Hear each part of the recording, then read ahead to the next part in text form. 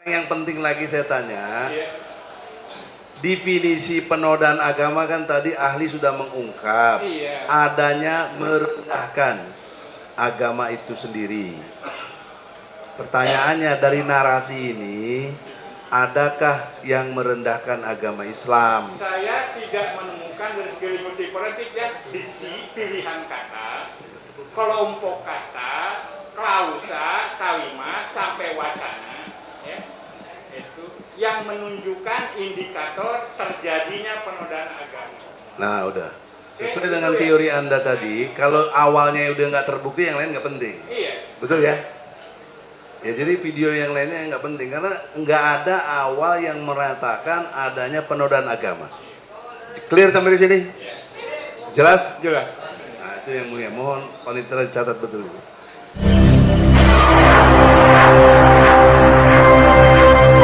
Bismillahirrahmanirrahim. Assalamualaikum warahmatullahi wabarakatuh. Saudara ahli sangat mencerahkan dalam penjelasannya. Sekedar menekankan satu peristiwa kejadian, karena ya silakan. Karena dalam penjelasan ahli tadi, saudara siapa? Profesor Andika ya? Itu asisten saya. Tampil juga di sini menjelaskan tentang onar sebatas kegelisahan. Dikonfirmasi tadi bahwa kegelisahan itu bersifat personal, individual, dan tidak bersifat tindakan, sehingga tidak termasuk keonaran, betul? Oke ya, itu poinnya. Jadi, nah kalau tadi kan semuanya teori, selesai lah. Sekarang dalam perspektif hukum pidana dikaitkan dengan linguistik forensik, klien kita ini dituduh melakukan keonaran, bahkan sudah didakwa. Bagaimana bahasa linguistik forensiknya? Sementara makna-makna yang tadi dimaksud tidak menunjuk kepada satu istilah keonaran, tapi justru didakwa keonaran. Bahasa apa yang bisa menjelaskan ini? Saya harus berhadapan dengan teksnya. Teks apa yang diungkapkan oleh terdakwa ini, ya, sehingga saya bisa mengklasifikasi, mengidentifikasi apakah ini masuk kategori yang bisa memicu keonaran atau justru tidak gitu. Teksnya apa? Gitu? Apakah ahli pernah melihat YouTube Gus Nur Channel? Belum, saya belum melihat YouTube-nya. Jadi kalau itu permintaan ahli, mestinya ditayangkan poin-poin pentingnya aja yang mulia. Boleh. Ya, ada di bawah data saya nggak bisa supaya jelas yang didakwa oleh jaksa. Karena ini berbeda makna serius yang mulia. Dan ada di bawah. Saksi ini dihadirkan karena didengar pendapatnya. Mungkin jaksa di bawah itu videonya mungkin bisa diputarkan. Karena dia belum lihat. Begini ya, mungkin sebagai gambaran ahli. Sebagai gambaran ahli sebelum memberikan keahlian di sini sudah mengetahui nggak mengenai dakwaan, kronologis fakta, sudah membaca belum? Saya parsial, jadi belum sistematis yang mulia. Oh gitu ya.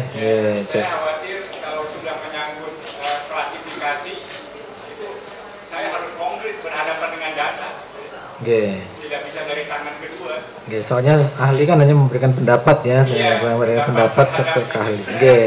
Tapi kan memberikan pendapat kan mestinya harus mengikuti juga kajian faktanya itu loh. Kan biasanya kan kalau di saksi-saksi ahli dihadirkan oleh penuntut umum sebelum memberikan pendapat itu dikasih ini loh fakta saksi A, B, C, D, E, F, G, H, baru dia memberikan pendapat kan. Ini kalau ahli saudara belum mendalami mengenai kalau bagian ini misalnya yang saya ingat nih, bagian ungkapan Gus Nur yang mengatakan mengatakan bahwa dia tidak yakin dengan apa yang tuliskan oleh Pak Bambang Tri.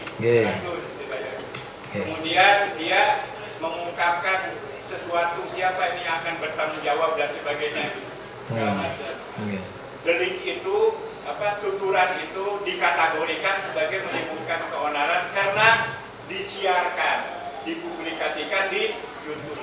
Intinya seperti itu. Intinya kan ada semacam percakapan atau podcast antara Gus Nur dengan Bambang Tri. Di dalam podcast itu ada namanya sumpah mubahalah, saling melaknat, dan intinya Gus Nur tidak mempercayai apa yang ditulis oleh Bambang Tri, sehingga untuk itu disumpah, dan di dalam tulis di dalam konteks siaran YouTube-nya itu, disitulah ada beberapa perkataan-perkataan yang menurut pendakwaan jaksa itu mengandung bisa menerbitkan keonaran di kalangan masyarakat, kebencian dan sebagainya. Nah, itu nanti dibuktikan dengan nanti saksi-saksi yang sudah dihadirkan, kan gitu, seperti itu, intinya seperti itu. Ya, saya berisiko kalau saya tanpa data ya. Tapi sebagai kesimpulan umum apa yang ini ya Pak, sebentar, ini mau ditampilkan.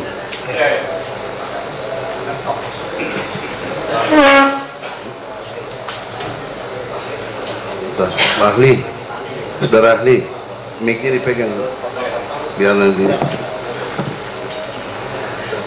Saudara ahli, ini ada 2 YouTube, waktunya kurang lebih hampir 1 jam lebih. Nah, sebentar Pak ya, sabar dulu. Kalau ahli mau melihat tidak penuh, hanya potong-potongan, apakah bisa menganalisa? Ini satu kesatuan yang tidak terpisah. Kalau hanya bahasa-bahasa, kemudian ada sumpah mubahalah dan lain-lain, bisakah saudara ahli nanti menjelaskan sebelum diputar? Bisa, asal berdasarkan scene, adegan ya. Jangan adegannya gitu. Satu adegan, karena itu satu adegan itu satu kesatuan. Artinya seseorang berbicara dari A sampai berhenti gitu ya, jangan tengah-tengah dipotong. Justru itu yang perlu saya tanyakan. Sebentar, jangan dulu. Ini kalau di satu video, kalau diputar itu kurang lebih 1 jam. Nah, Pak Kuasa menginginkan yang potongan-potongan saja. Apakah saudara ahli bisa menilai secara objektif gitu loh? Bisa ya, asal itu potongan-potongan itu satu adegan gitu ya. Jangan diberhentikan sebelum selesai bicaranya. Oke. Pasti ada beberapa adegan dari semua tayangan itu. Istilah scan. Karena satuan terkecil dalam tayangan teori komunikasi itu scene. Ya. Itu bisa dianalisis. Kalau kurang dari situ, ya, sama kalimat dengan saya pergi dan ke Jakartanya enggak, kan saya salah. Oke, gini aja, ya nanti silakan diputar, nanti penasihat hukum yang mana yang mau ditunjukkan dari adegan itu yang mana, gitu. Oke, nanti berhentinya sampai mana, monggo. Pertanyaan saya. Oke, berdasarkan yang mau ditanyakan dari saksi, yang adegan dari menit kesekian sampai menit kesekian, coba silakan diputar. Oke. Ini kan berkaitan tidak sembarang harus ada yang di BAP ya, tentang mubahalah. Nah, itu dulu deh. Apakah dengan beliau berdua ini, asumsinya Gus Nur ini tidak ada urusan dengan ijazah asli atau palsunya Jokowi, hanya dia penasaran dengan Bambang Tri, betul Pak ya? Nah, supaya nggak salah, berani menyatakan ijazah Jokowi itu palsu, berani katanya, bahkan tembak kepala saya. Nah, kalau gitu saya punya cara, kata beliau nih, yaitu mubahalah. Nah, mubahalah itu kan tahu secara bahasa apa? Supaya kita sama pemahamannya. Secara bahasa yang ahli tahu apa? sumpah itu. Mubahalah. Mubahalah itu sumpah dengan resiko bahwa kalau itu sebuah terminologi Ya. dalam Islam untuk Ya. menguji ya kebenaran atau kebohongan seseorang Ya. dalam bentuk bersumpah dengan Kalau- segala konsekuensinya itu. Konsekuensinya dilaknat Allah. Iya, Gitu. seperti itu. Atas dasar mubalah ini kontennya tentang ijazah asli tidaknya Jokowi. Nah, apakah di situ baru tingkat mubahalah istilah ini masuk kategori penodaan agama seperti yang ditanya teorinya tadi? Bentuk mubahalah itu. Nah, siapa yang melakukan mubahalahnya? Ini Nah, gitu itu pertama ya. Jadi Coba nggak ditampilkan aja, ditampilkan yang adegan pertama. komponennya ada 4 Oke. ya. Oke. ini udah yang pertama ini. Ya, silakan. Coba. Ada siapa penuturnya? Ini. Kalau yang saya ucapkan selama ini, Kalau yang saya tulis Nah, selama oke. ini, kalau yang saya tulis, Petuturnya siapa? Bentar dulu, Pak, sampai selesai dulu. Pak. Bentar. Ayo lanjut, Pak. ternyata fitnah, ternyata bohong, ternyata bohong, ternyata tidak benar, ternyata tidak benar, maka hancurkan hidupku, maka hancurkan hidupku ya Allah, cabut keberkahan hidupku, cabut keberkahan hidupku ya Allah, hina-hinakan hidupku, hina-hinakan hidupku ya Allah, matikan aku matikan aku ya dalam Allah, kondisi kafir dalam kondisi kafir, kufur, dan mengenaskan. dan mengenaskan. Tetapi ya Allah, kalau ternyata apa yang saya katakan selama ini, Apa yang saya katakan selama ini, yang saya tulis selama yang ini saya tulis selama ini benar adanya, benar adanya, maka hancurkan, laknat, laknat, hina-hinakan, hina-hinakan, cabut berkah rumah tangga, cabut berkah rumah tangganya, cabut berkah rezeki, cabut berkah rezekinya, siapapun saja siapapun yang saja menantangnya, yang menantangnya, yang tidak mempercayai, yang tidak mempercayainya. Nah, itu satu adegan itu Ya, Itu itu. yang kesaksian. yang saya tampilkan. Ya, pertanyaannya, inilah mubahalahnya. Kontennya tentang ijazah asli tadi. Nah, pertanyaannya tadi dengan definisi penodaan agama yang saya dengar, bahwa menodai agama itu tindakan yang merendahkan agama. Ya. Nah, dia agamanya Islam. Adakah peristiwa di situ merendahkan agama Islam? Saya analisis ya. Ya. Ini penuturnya, ya, pembimbing mubahalahnya, penuturnya dalam kajian linguistik itu Gus Nur. Ya, itu Oke? dia. Ini dia. Terus Petuturnya ditujukan kepada siapa? Tuturan itu Bang Tri, oke? Oke. Ya. Pilihan kata, ya, diksi, tekanan segala macam yang diungkapkan oleh penutur hanya untuk petutur. Oke? hanya untuk petutur. Hanya untuk petutur. Untuk diikuti petutur, tidak untuk yang lain. Gus Nur tidak sedang bicara ke publik. Tidak ya. Pidato, khutbah, ceramah, bukan kan? Bukan. Nah, Gus Nur sedang bicara membimbing Bang Tri untuk mengikuti prosesi mubahalah. Oke? Standar mubahalahnya sejauh yang saya tahu, Ya. saya pernah mengikuti beberapa mubahalah, Ya. kurang lebih seperti itu. Bisa dikonfirmasi ke teks ya kalau mubahalah seperti apa segala macam. Artinya isi yang diungkapkan Google itu bukan mengada-ngada, ada standar mubahalah. Bisa jadi tidak persis sama, tapi pokok-pokoknya itu. Ya. Nah, dengan Tujuannya pokok- apa? Ya. Nah, ini tujuan penting, intention. Ya. Apa yang ada di benak Gus Nur melakukan ini segala macam, ya, itu semata-mata untuk uji kesahihan, Iya, Bambang. uji keyakinan. Iya, betul. Karena dia meragukan siapa yang diragukan, nggak ada hubungannya dengan ijazah Jokowi. Enggak ada. Yang diragukan itu apa yang dilakukan oleh Bang Tri, Yes, betul. oke? Ya, betul. Itu. Karena kalau yang yang diragukan adalah kepalsuan Jokowi, yang dimubahalah harus Jokowi. Iya, betul. Ini tidak. Nah, Bang Tri menyebut ya, betul. berdasarkan apa saya nggak tahu. bawa ijazah Jokowi palsu.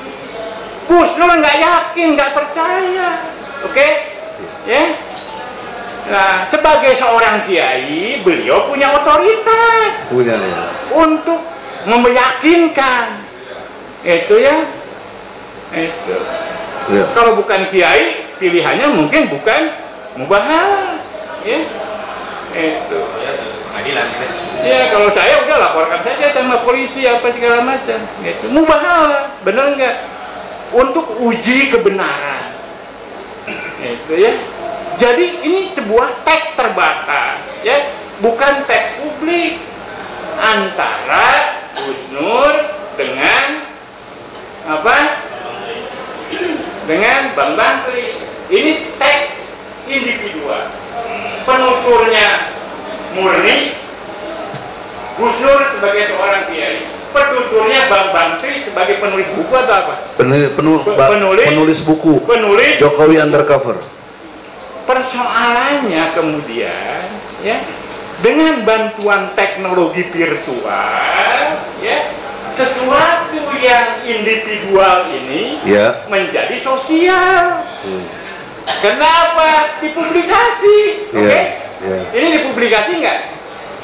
Publikasi. Di Iya. mana? Akun Hah? YouTube Di Gus Nur. YouTube. Nah, itu YouTube itu ada aturan mainnya. Itu ya. Itu siapa saja, bagaimana dan sebagainya bisa publikasi di YouTube. Ada syarat administrasinya apa segala macam. Selama memenuhi syarat itu, Iya. ya. Ya oke, itu Dan tidak prosesnya. di-cancel oleh Pertanyaan awalnya dulu, maka ahli. tidak berdampak. Tidak berdampak hukum. Kalau ini kan sedelah individual, ini sama sekali tidak berdampak hukum. Ya. Oke, satu, oleh itu Ya, penting. itu. Sekarang yang penting lagi saya tanya, Ya. definisi penodaan agama kan tadi ahli sudah mengungkap Iya. adanya merendahkan agama itu sendiri. Pertanyaannya, dari narasi ini, adakah yang merendahkan agama Islam? Saya tidak menemukan dari segi linguistik forensik ya, diksi, pilihan kata, kelompok kata, klausa, kalimat, sampai wacana, ya, itu yang menunjukkan indikator terjadinya penodaan agama. Nah, udah. Sesuai dengan teori Anda tadi, kalau awalnya udah nggak terbukti, yang lain nggak penting. Iya. Betul ya? Ya, jadi video yang lainnya nggak penting karena nggak ada awal yang mengatakan adanya penodaan agama. Clear sampai di sini? Jelas? Jelas. Nah, itu yang mulia. Mohon panitia catat betul. Yang selanjutnya, dalam perspektif hukum tadi Anda dengan tegas dan jelas serta punya basis teori, bahkan guru besar satu-satunya di Indonesia tentang linguistik forensik. Kalau Luar linguistik biasa banyak ya. Anugerah Allah yang luar biasa pada Anda itu menyatakan dengan jelas secara keahliannya tidak ada penodaan agama. Ya, itu penting. Nah, sekarang pertanyaan lainnya. Di dalam konteks kita berbahasa itu kan wujudnya dari dalam bentuk narasi. Jarang orang atau mungkin tidak pernah mengidentifikasi narasi yang terkategori penipuan dan penggelapan. Karena istilah penipuan penggelapan 372, 378 KUHP itu hanya yang bersifat material. Nah, saya tertarik dengan ilmu linguistik forensik tadi dikaitkan dengan narasi. Banyak narasi kalau lihat definisinya ini yang justru merendahkan agama dan lain sebagainya ya. Contoh Abu Janda, si Ade Armando, si Dennis Rega segala macam itu sudah dilaporin polisi. Dia ngelaporin tuh Pak, ada itu Pak, Korlabi itu nggak pernah diperiksa oleh polisi. Tapi ini yang jelas nggak ada ininya, maka ini saya katakan secara narasi, itulah orang-orang yang membuat kesesatan dengan narasinya. Nah, pertanyaan saya, mengapa gitu loh, secara forensik linguistiknya gitu ya, itu orang-orang yang tadi sudah saya sebut tuh padahal jelas narasinya membuat penipuan dan penggelapan dalam nilai-nilai, kok aman-aman saja. Mungkin narasi apa yang bisa menjelaskan itu? Maaf Yang Mulia, ilmu pengetahuan ya termasuk linguistik forensik itu tidak bisa menjawab pertanyaan mengapa. Ya. Oh ya. Jadi apa loh? Apa, mengapa atau kenapa? Ya, kalau mengapa saya nggak bisa ya. Atau bagaimana? Wilayah filosofis itu mungkin Rocky Gerung ya bisa menjawabnya gitu ya. Insya Allah. Karena wilayah filsafat itu dalam saya harus setia dengan keilmuan saya. Ya harus. Oke, jadi apa yang pasalnya? Bagaimana? Apa? Bagaimana atau apa? Bagaimana ini bisa terjadi? Itulah. Bagaimana ini bisa terjadi? Jadi what happened? What happened? Thank you. Iya, kalau itu bisa ya, karena yang dirujuk nanti kejadian ya, bukan pikiran orang. Oke. Saya tidak ada pamrih untuk masuk ke wilayah politik Yang Mulia ya. Saya hanya dan saya tidak bermaksud saja. juga membawa Ya, ahli ke sana, gitu. karena Tapi, ahli kan kita datangkan untuk menjelaskan. Iya.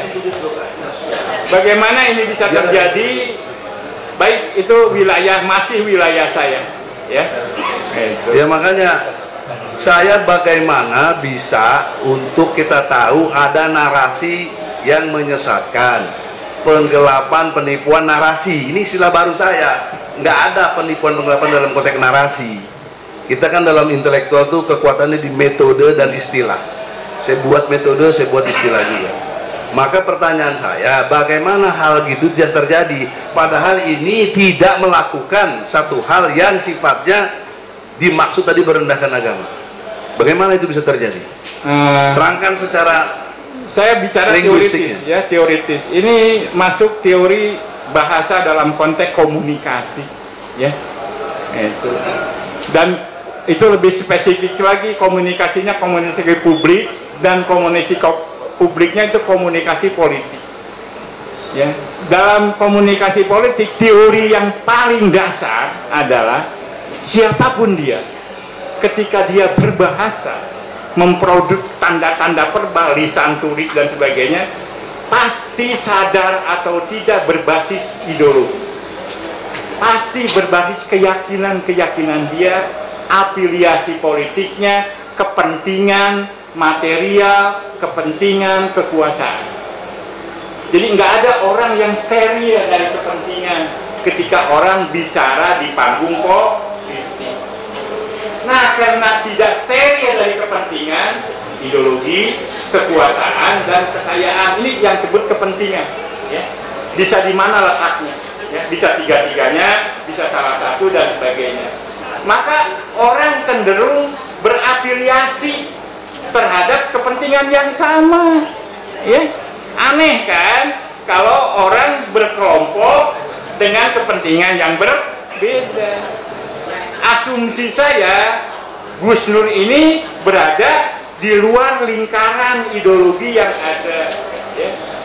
Sehingga cenderung ya berada di pinggiran. Resiko ya berada di pinggiran, ya, di tengah ideologi yang besar, maka dia menjadi sasaran. Itu sangat teoritis, ya. Jadi peran ini sangat natural. Saya bukan membenarkan, sangat alamiah, ya.